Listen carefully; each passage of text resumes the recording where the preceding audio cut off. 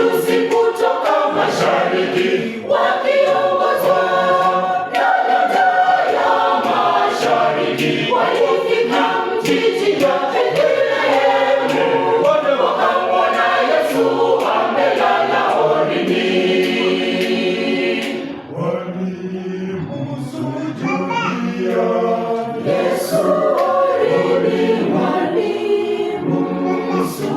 walimsujudia wakamtunukia zawadi, manemane, uvumba na dhahabu.